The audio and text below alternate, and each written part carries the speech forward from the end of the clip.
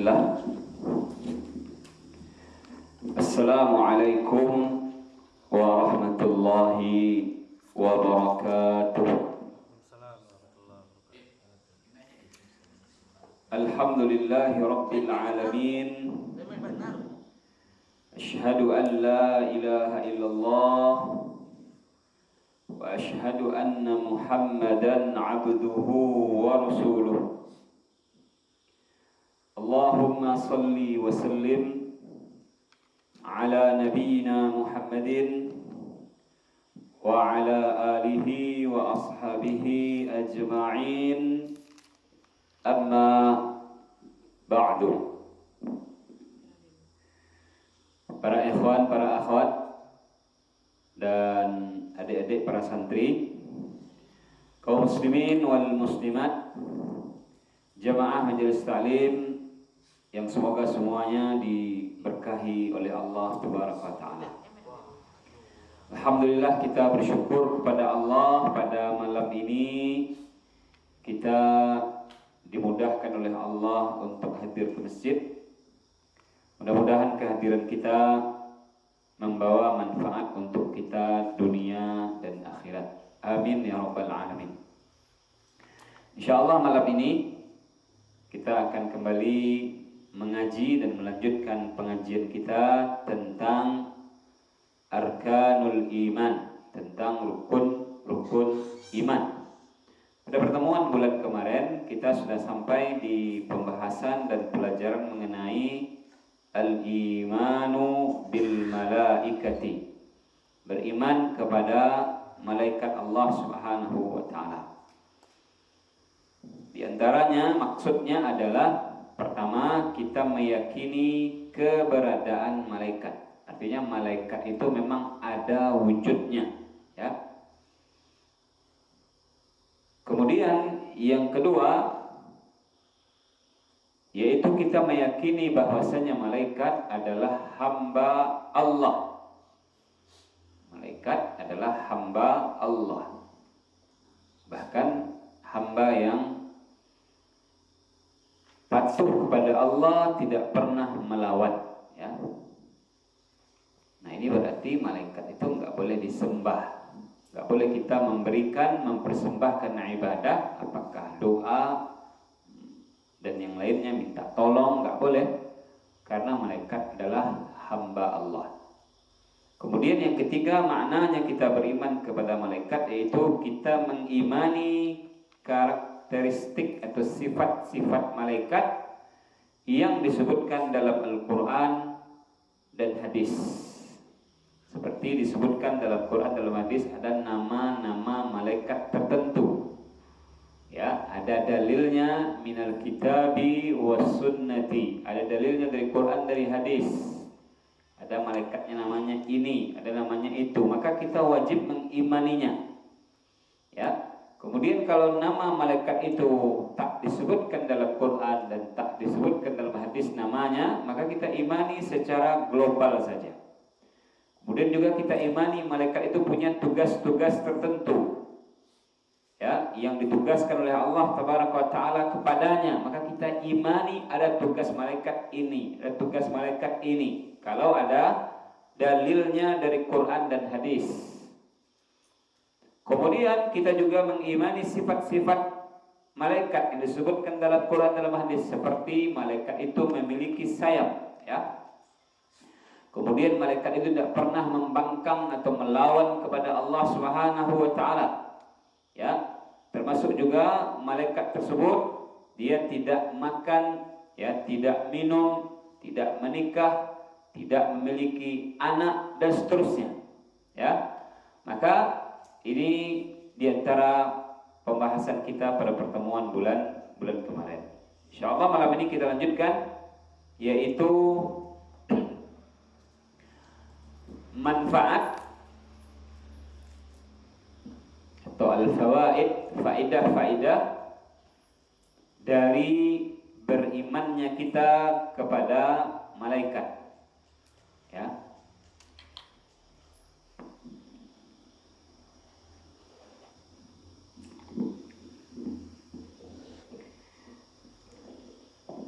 Di antaranya, karena memang para ulama telah menyebutkan setiap yang ditetapkan oleh Allah, setiap yang ditetapkan oleh Rasul, yang menjadi itu bagian agama Islam atau syariat Islam, maka di situ ada faidahnya, ada pelajarannya, ada hal bermanfaat di dalamnya. Seperti yang dinukilkan oleh Imam Ibnu Qayyim, bahwasanya ya, setiap apa saja yang merupakan ketetapan Allah dan Rasulnya, di situ ada faedahnya, ada pelajarannya. Nah, di antaranya begitu pula ketika kita beriman kepada malaikat dengan keimanan sesuai petunjuk Quran dan hadis Nabi, maka ada faedahnya, ada manfaatnya, ada buah manisnya. Apa di antaranya? Yang pertama, kita berusaha, walaupun tidak akan bisa, berusaha meneladani ketaatan atau kebaikan malaikat, ya. Di antara yang sudah kita bahas, bahwasannya malaikat itu adalah makhluk Allah, hamba Allah yang sangat patuh, sangat taat, ya. Kemudian ditambah lagi tidak melawan, ya, tidak membangkang kepada Allah Subhanahu wa taala. Hari-hari mereka, maksudnya kehidupan malaikat adalah ibadah. Taat kepada Allah, patuh kepada Allah, tidak melanggar, tidak melawan. Ya. Tidak durhaka. Nah, ini kita ambil poinnya atau faedahnya, yaitu kita berusaha, walaupun nggak akan bisa, kita berusaha untuk meniru semangat dan ketaatan mereka kepada Allah Subhanahu wa taala, yang sampai-sampai mereka betul-betul mengisi hidupnya dengan ibadah. Ada sebuah hadis, ya, yang diriwayatkan oleh Imam At-Tirmidzi dari sahabat Abu Dzar radhiyallahu anhu. Nabi kita sallallahu alaihi wasallam pernah bersabda, "Inni ara ma la tarawna." Sesungguhnya aku, kata Nabi, itu benar-benar melihat yang kalian tidak melihatnya.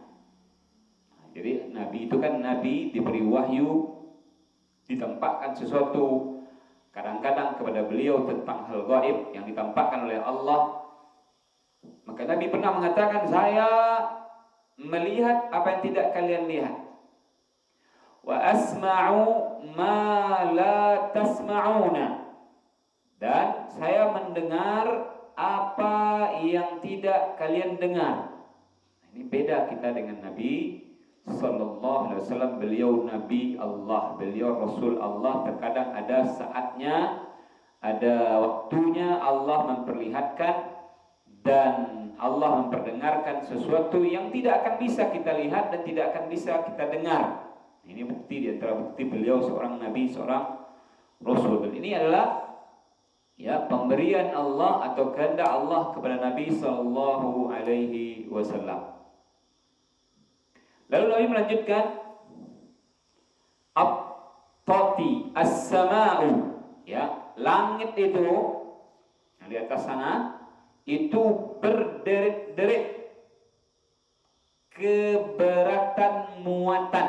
Ya, kalau ada apa namanya kursi atau kasur, ya, kalau banyak orang deteh itu kan bunyi-bunyinya. Dek kano bareknya, dek kano banyak orang duduk atasnya gitu.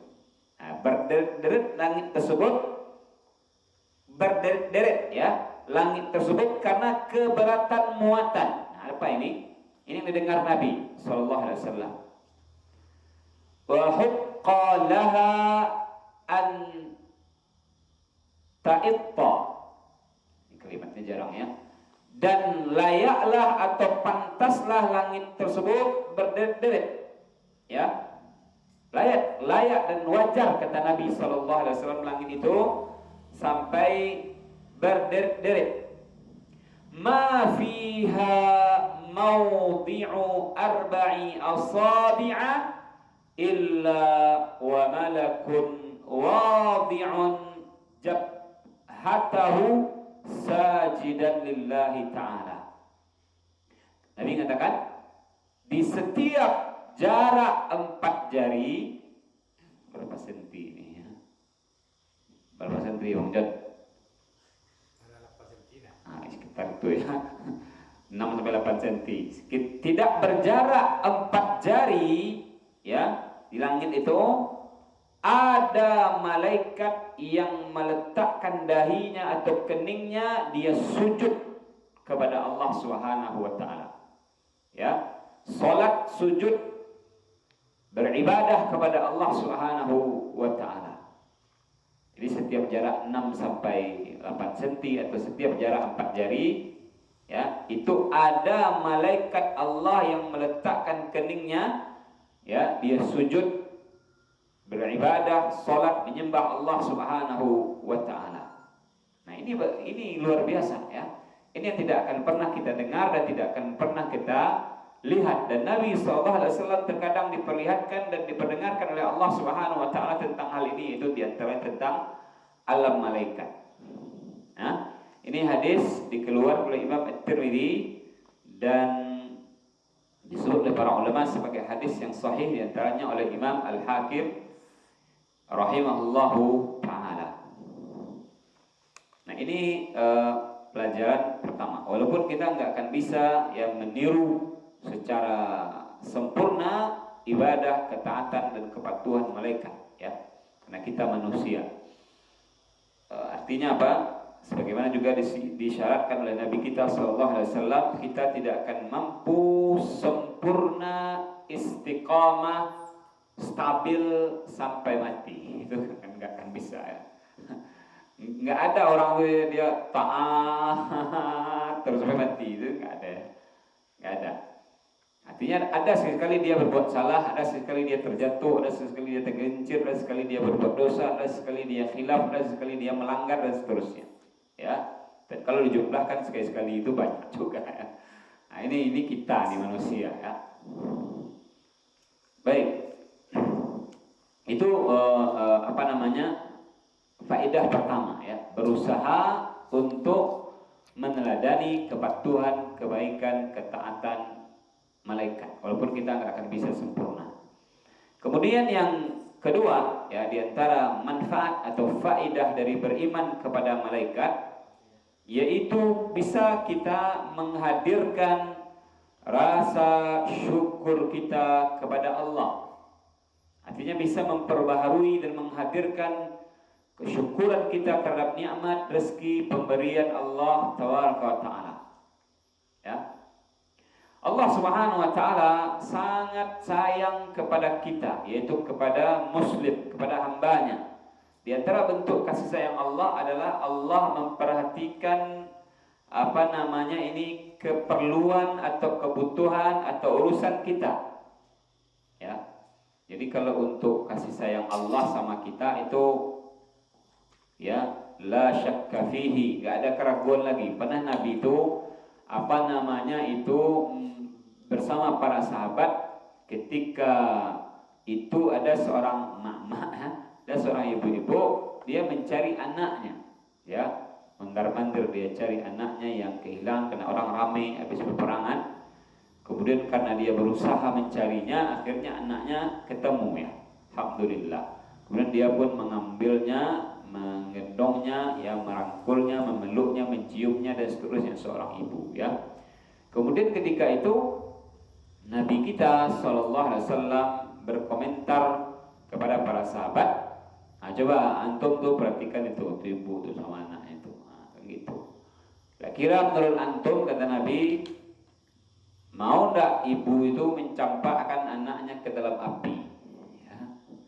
Kata sahabat, nggak mungkin ya. Nggak mungkin dia sayang sama anaknya gitu. Lalu Nabi katakan, ya, Allah lebih sayang kepada hambanya ketimbang ibu itu sayang kepada anaknya. Nah, itu ya.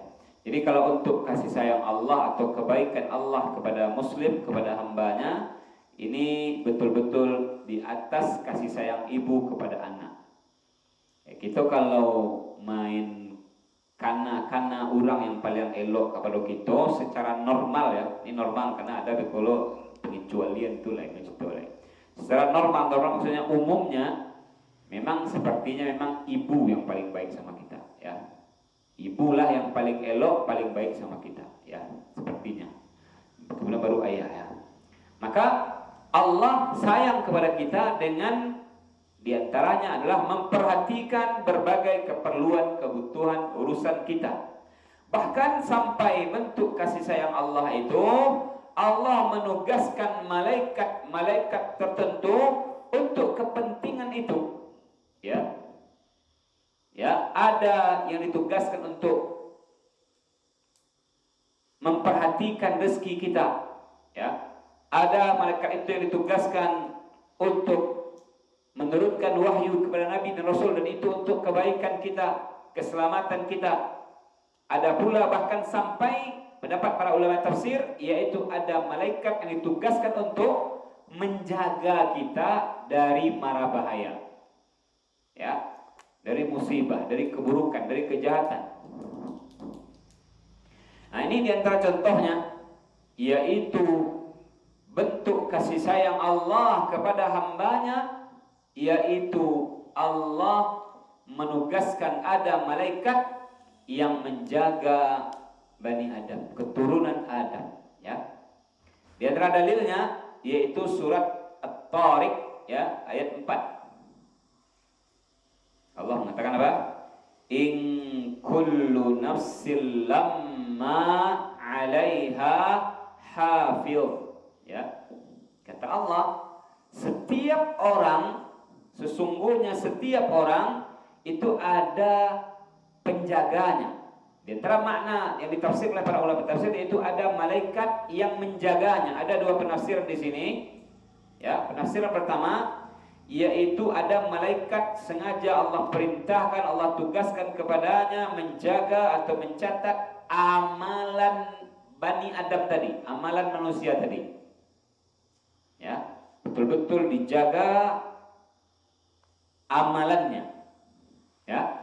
Dan pendapat kedua dari kalangan ulama tafsir yaitu betul-betul ya Allah menugaskan malaikat tersebut untuk menjaga manusia, menjaga Bani Adam dari hal-hal buruk yang akan menimpanya, dari hal-hal yang tidak baik yang akan terjadi pada dirinya. Allah perintahkan malaikat, Allah utus malaikat untuk menjaga dan melindungi manusia tadi agar manusia tadi selamat dari hal-hal yang buruk, dari hal-hal musibah. Sampai begitu Allah Subhanahu wa taala baik dan sayang kepada hambanya, kepada manusia.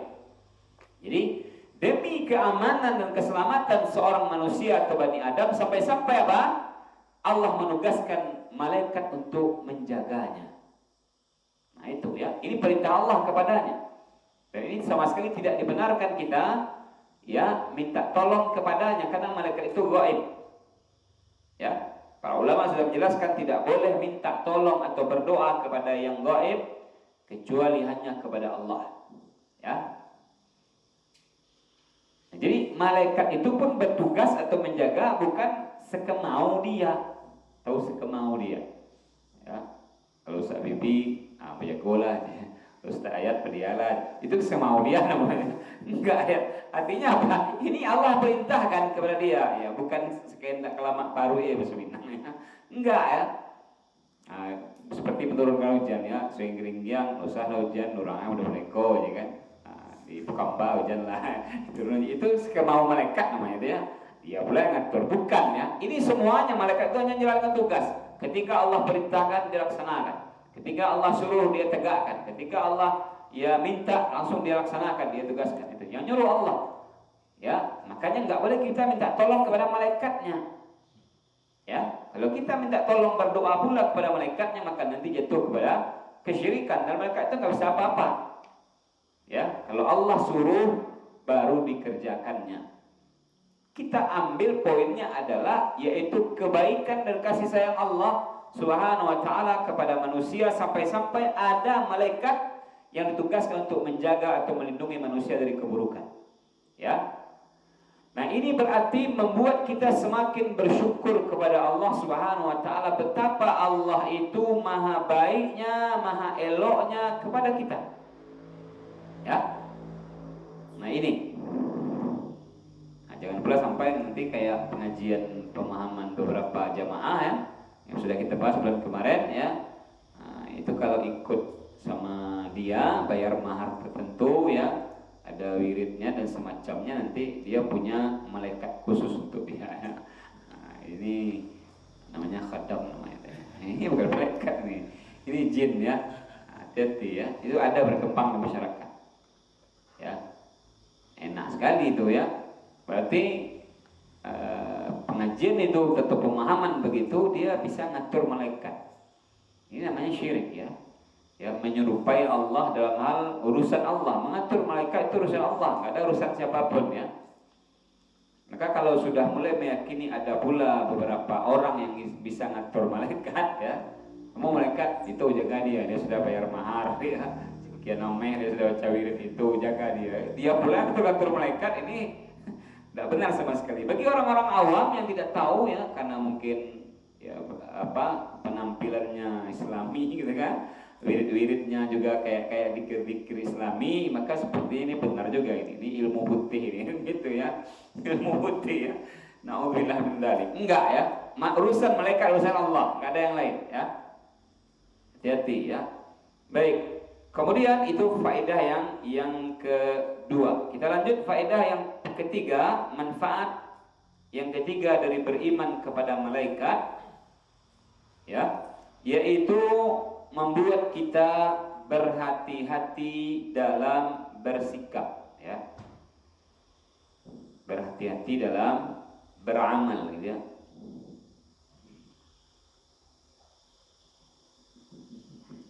Baik.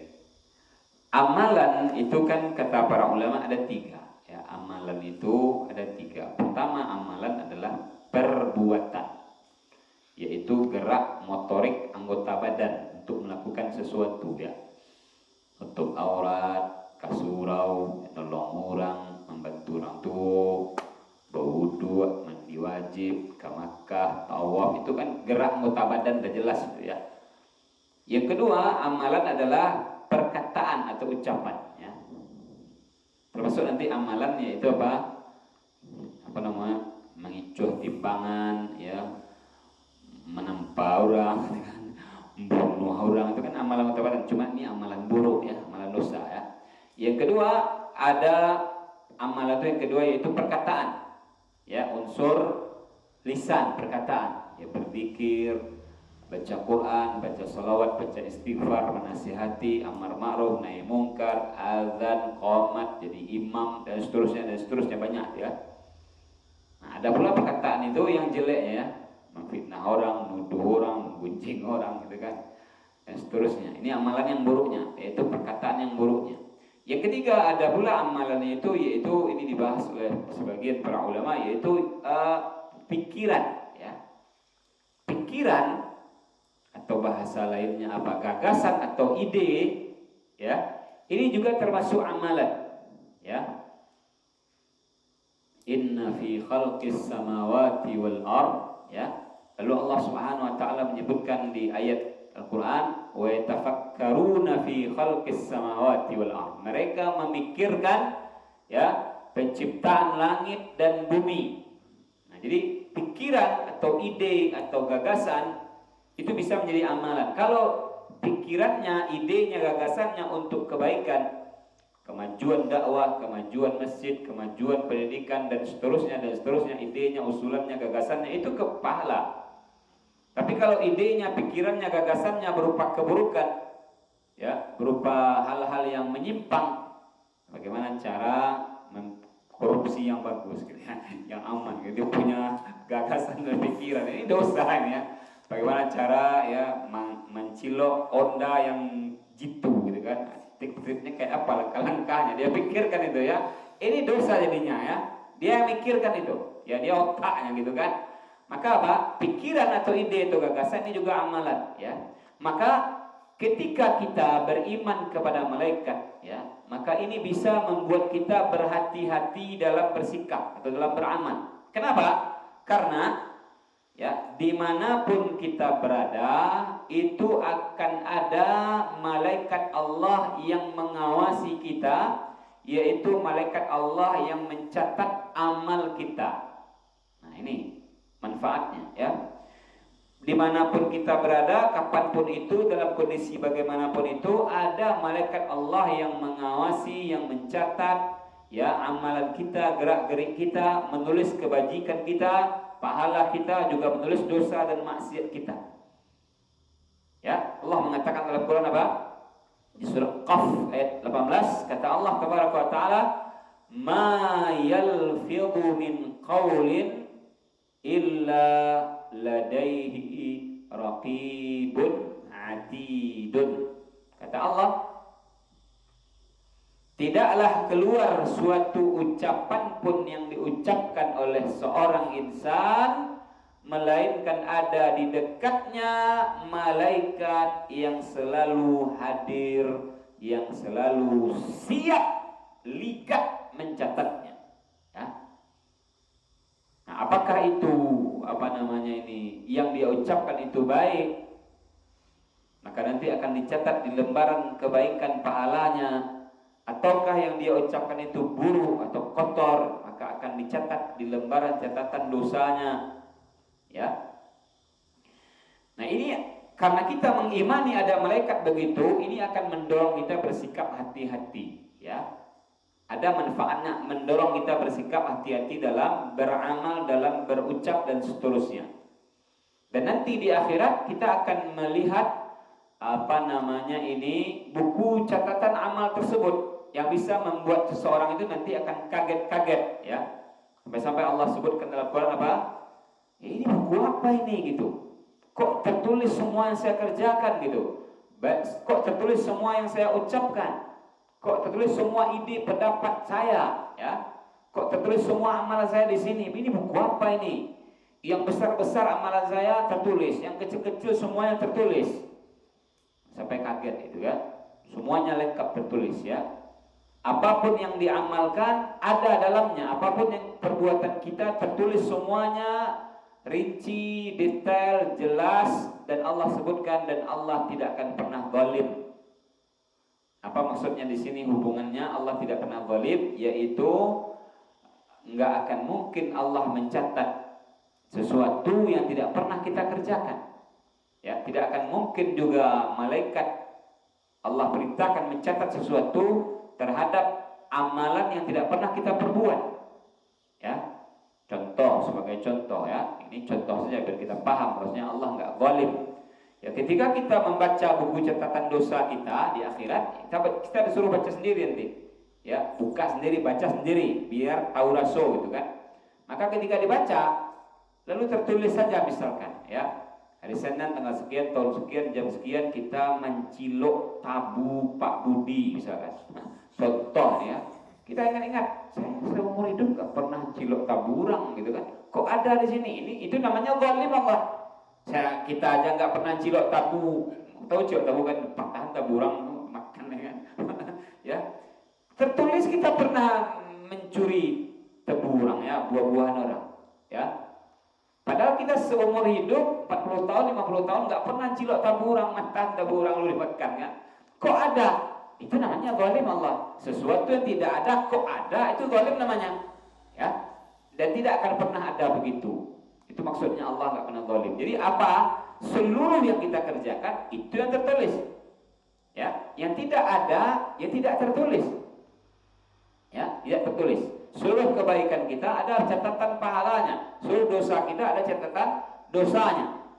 Sampai-sampai Allah sebutkan apa?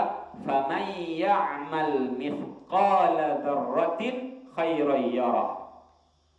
Siapa saja yang beramal berbuat baik itu, walaupun perbuatan baiknya itu sekecil dan seringan debu, ya, maka dia akan melihat balasan pahalanya. Ya, apa tuh amalan kebaikan? Cuman sekecil dan seringan debu, ya susah carinya. Ya. Bagaimana nyentuh pipa sibu Ustaz. Pipa sibu tuh kadang kalau tuh ya. Yang kayak hal lain ya. Surga dia itu si bodoh, ya. Susah carinya apa amalan yang memang seringan dan sekecil debu. Susah carinya, ya. Membuang duri di jalan, Ustaz. Membuang duri jalan. Kok mengapa membuang duri jalan tuh belkot kira dosa? Enggak, Ustaz. Pasti ada duri biar tuh letak di sampai aman. Itu namanya menyingkirkan, bukan membuang duri di jalan, ya. Menyingkirkan duri di jalan, Ustaz. Itu bukan amalan kecil, itu bisa onjak-onjak tontong dalam surga itu, ya. Ini susah juga cari amalan kecil ini, ya, yang seringan dan sekecil debu itu. Nah, kalaupun ada amalan kita sekecil seringan debu, ya, itu Allah akan perlihatkan dan berikan balasan pahala dan ganjarannya. Coba bayangkan itu, ya. Begitu pula sebaliknya ancaman Allah, ya, wa may ya'mal mithqala dzarratin syarran yara. Siapa saja yang berbuat dosa, berbuat pelanggaran maksiat, walaupun dosa dan pelanggarannya itu sekecil seringan debu, juga dia akan melihat dosa dan balasannya. Jadi, nah itu diantara yang Allah tugaskan adalah siapa? Adalah malaikat Allah Subhanahu wa taala. Ya, malaikat Allah Subhanahu wa taala mencatat, ya, menuliskan semua yang kita kerjakan, semua yang kita amalkan ditulisnya. Nah, ini akan membuat kita berhati-hati, ya. Ditambah lagi kita bisa menjadi lebih ekstra, lebih hati-hati lagi kalau kita melakukan hal-hal yang bisa mengganggu orang, ya. Kenapa? Karena ada dalil kalau kita mengganggu orang, itu malaikat akan terganggu juga, ya. Para malaikat akan terganggu dengan perbuatan kita yang mengganggu orang. Coba bayangkan itu. Hati-hati, Wak, kalau mengganggu orang, Wak, malaikat akan terganggu. Artinya apa? Ini tidak baik, ini perbuatan mengganggu orang itu tidak baik. Ya, disebutkan tentang, ya, larangan orang yang baru makan bawang lalu langsung pergi ke masjid, ya, akhirnya bau, yaitu bau tak sedap, ya, bawang. Maka apa? Nah, ini bisa mengganggu jamaah sholat di sebelahnya. Nah, itu bawang, ya. Bagaimana dengan rokok? Lebih parah, ya. Kalau rokok itu baunya bau napas perokok itu, ya, bagi orang-orang yang non rokok itu bisa muntah, bisa langsung mual, bisa langsung pusing, ya. Seperti contoh saja, saya contohkan seorang ustadz kita, itu Ustadz Dr. Firanda. Beliau kalau sempat sholat di sebelah orang yang napasnya borokok, itu beliau tidak ada cerita, langsung batalkan sholatnya, pindah tempat lain. Tidak ada cerita, karena memang parah, kan, mungkin nggak sanggup, ya. Oh, padu-paduan lewatnya kan, nggak sendiri lewatnya gara-gara bau muncong rokok, kan. Ini memang kadang orang merokok, ya, paling para bungkusan itu, ayo nangoknya. Ya, maka kalau seandainya bawang saja ini sudah bahaya, ya, apalagi kalau rokok, ya. Nah, disebutkan juga apa? Rokok membunuh. Nah, kan ini juga, ya. Jadi itu, ya. Maka apa? Lalu Nabi sebutkan fa innal malaikata, ya, tata'adza mimma yata'adza minhu banu Adam. Kata Nabi kita SAW, sesungguhnya para malaikat Allah itu terganggu, ya, dengan hal-hal yang mengganggu manusia. Jadi hati-hati kita. Nah, ini faedahnya, Pak, jangan sampai kita ganggu orang, ya, yang tidak wajar, ya. Seluruh perbuatan gangguan kepada orang lain, maka ini, mohon maaf, termasuk akhlak yang buruk. Apapun bentuk mengganggu orang lain, membuat orang lain tidak nyaman, ya, maka itu termasuk akhlak yang buruk, tidak baik, ya. Disebutkan oleh para ulama, intisari akhlak baik itu cuma beberapa poin saja, ya. Kesimpulan akhlak baik itu cuma beberapa poin. Poin pertama adalah orangnya itu ceria atau mudah senyum, atau wajahnya itu kalau ketemu orang sopan, menghargai. Ini tanda cepat itu orangnya akhlaknya baik itu, ya. Dia tuh wajahnya tuh menghargai orang gitu, ya. Enggak buang muka, enggak sok, enggak gitu, ya. Wajah itu memang senang ketemu orang ya, menyambut dengan baik ya. Ini pertama, ciri pertama. Yang kedua yaitu orang tersebut ya, ucapan yang dia ucapkan baik, perkataannya baik ya, komentarnya baik ya, dan seterusnya. Ucapannya atau perkataannya kepada orang lain itu baik, terjaga ya. Walaupun kadang sekali canda, cuman candanya jangan bohong ya. Boleh canda tapi jangan bohong ya. Kemudian apa? Yang ketiga yaitu dia akan menghadirkan suasana atau keadaan yang membuat orang jadi nyaman. Ya, menghadirkan suasana atau keadaan membuat orang jadi nyaman. Artinya apa? Saya nggak akan ganggu antum. Ya, saya nggak akan nampar antum, nggak akan mencuri barang antum, nggak akan mengambil hak antum, nggak akan menggunjing antum. Saya aman dari itu. Ya, artinya apa? Kita suasana kita sama dia itu membuat dia akan aman. Kita nggak akan zalim sama dia. Artinya ya ini cepatnya ya, ciri atau akhlak yang baik tersebut. Maka ketika ganggu orang, nah ini termasuk indikator akhlak yang buruk. Maka di antara manfaat beriman kepada malaikat yaitu membuat kita bisa hati-hati dalam beramal, bersikap. Karena yang kita ucapkan, kita perbuat ya, itu ada malaikat yang mencatat, yang menulis. Kemudian kalau kita ganggu orang, maka apa? Malaikat juga akan terganggu ya. Coba ganggu malaikat. Maka apa? Nah ini. Kemudian yang berikutnya ya, di antara manfaat atau faidah kita beriman kepada malaikat yaitu kita ya semangat ya untuk meraih doa para malaikat. Ya, kita akan semangat nanti kepada hal-hal tertentu yang menyebabkan itu kita dapat doa malaikat. Ya, artinya malaikat akan mendoakan kita. Maksudnya apa? Malaikat akan berdoa kepada Allah, isi doanya itu kebaikannya untuk kita. Dengan kita beriman kepada malaikat, ya, kita akan terdorong. Ada nanti amalan-amalan tertentu yang amalan ini kalau saya amalkan saya akan didoakan malaikat. Ada malaikat khusus, ya, mereka berdoa kepada Allah untuk kita karena kita telah mengerjakan amalan ini. Nah, ini akan mendorong kita, ya, agar kita meraih doa para malaikat. Apa amalan-amalan yang mengundang atau menyebabkan kita didoakan oleh malaikat? Ya, diantaranya adalah ya gemar menghadiri majelis ilmu atau menghadiri majelis ilmu asy-syar'i, ya, perkumpulan di masjid di surau membahas pelajaran Quran, membahas pelajaran hadis Nabi SAW, ya, atau bahasa Minangnya wirid, ya.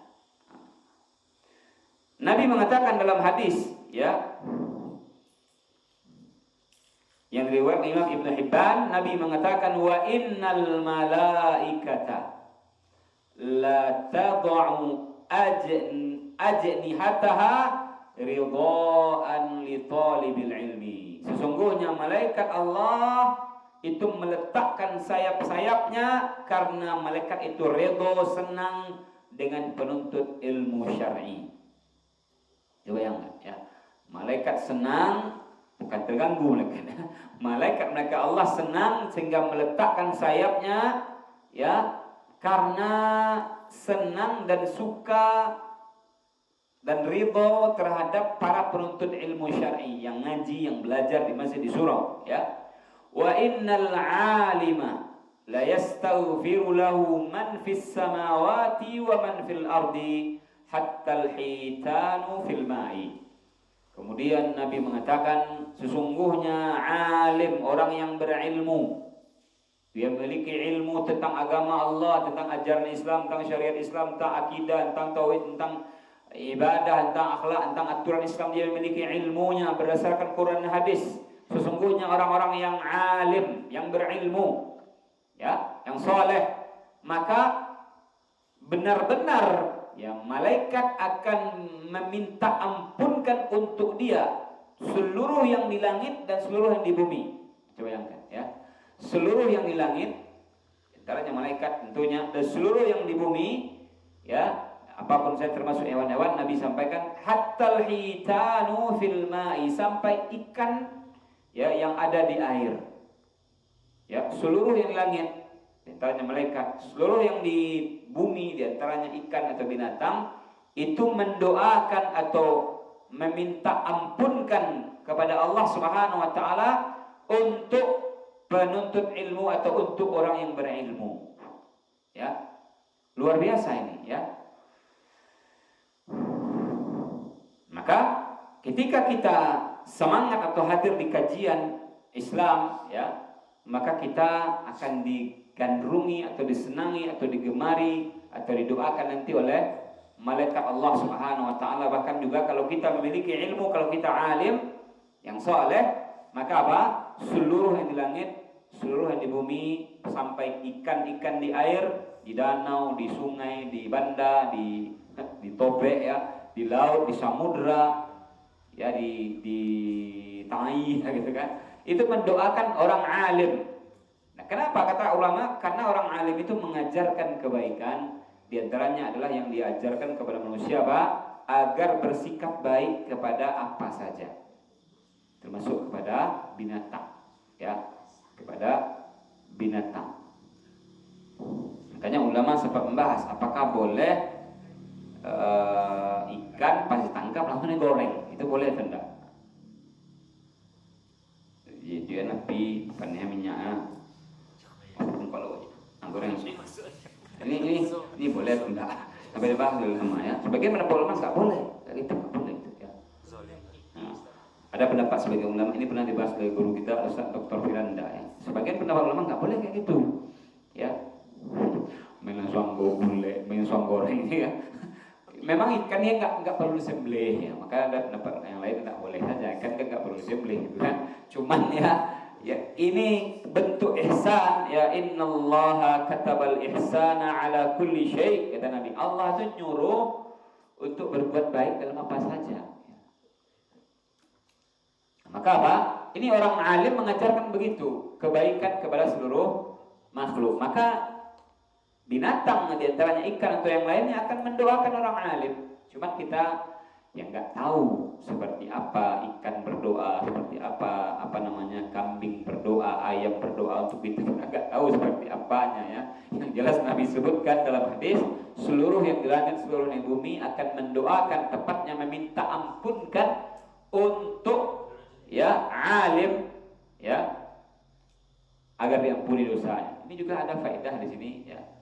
Perlu saya sampaikan, seorang alim, ya, mau kiai, mau ustaz, mau buya, mau syekh, mau al-allamah sekalian, ya, atau al-allamah itu semua bidang ilmu dia kuasai, ya, atau dia syekhul Islam sekalian, ya, itu dia pasti punya dosa, tidak ada cerita, ya, pasti punya kekurangan dia, pasti punya kelemahan dia, pasti punya maksiat dia, sesuatu kadang-kadang, ya. Maka apa? Nah, dosa-dosanya itu, dosa-dosa seorang alim, seorang kiai, seorang ustaz, seorang tuanku, seorang syekh, seorang alim kabir, dosa-dosanya itu yang memintakan ampun agar diampuni dosa-dosanya itu diantaranya hewan-hewan, ya, sampai ikan-ikan, sampai yang di langit, burung dan malaikat dan semacamnya. Seluruh yang di langit, seluruh yang di bumi, kata Nabi apa? Memintakan ampun untuk alim, ya. Sesungguhnya orang yang berilmu itu dimohonkan ampun oleh penghuni langit dan bumi sampai ikan di air, kata Nabi, ya. Ini hadis Imam Abu Daud dari sahabat Abu Darda radhiyallahu an, dan disebut oleh para ulama, di antaranya oleh Imam Ibnu Hibban. Ini hadisnya sahih, ya. Nah, ini berarti gemar untuk ilmu. Kemudian apa di antaranya juga yang akan menyebabkan ini kita didoakan malaikat, yaitu menjenguk orang sakit, ya, menjenguk muslim yang sakit.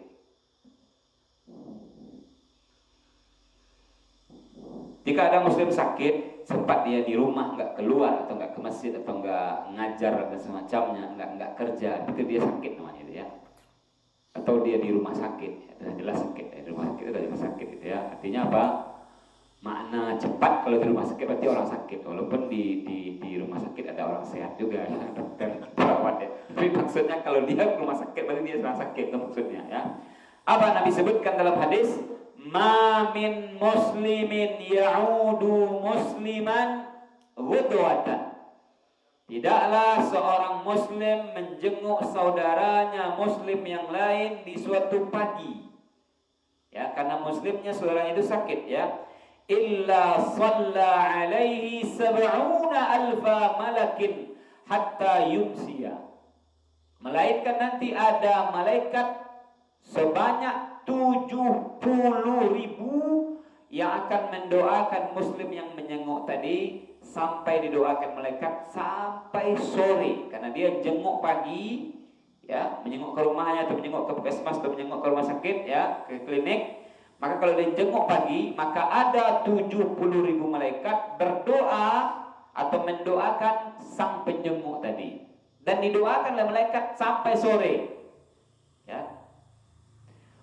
Wa in adahu ashiyatan, kalau sekiranya dia jenguknya sore karena pagi dia kerja, kan dia jenguk sore habis asar atau sebelum maghrib ya, atau juga mungkin pada maghrib ya, maka apa?